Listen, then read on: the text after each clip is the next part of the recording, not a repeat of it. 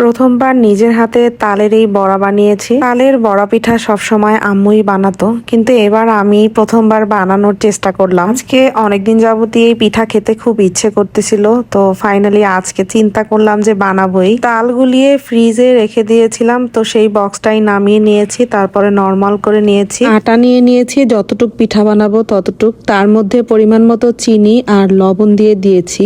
এরপরে এটাকে ভালো করে মেখে নিব। বানানোর আগ মুহূর্ত পর্যন্ত আমি বুঝতে পারতেছিলাম না যে পিঠাটা কেমন হবে। এরপরে আমি আর এখানে কিছুই দেইনি, কোনো রকম নারকেলও ব্যবহার করিনি। আমি ভালো করে এগুলি সব মেখে নিচ্ছিলাম। তারপরে আবার একটু তাল দিয়ে এইখানে আটাটাকে ভালো করে মিশিয়ে নিচ্ছিলাম। আর আমি এখন পর্যন্ত কোনো পানি ব্যবহার করি নাই। কিছুটা সময় এভাবে আমি গোলাটাকে ভালো করে মিশিয়ে নিচ্ছিলাম, যাতে করে এটা একদম সবকিছুর সাথে মিশে যায়। সব সময় একটা জিনিস দেখবেন যে পাশের বাসা থেকে কেউ যদি পিঠা দিয়া যায় তাহলে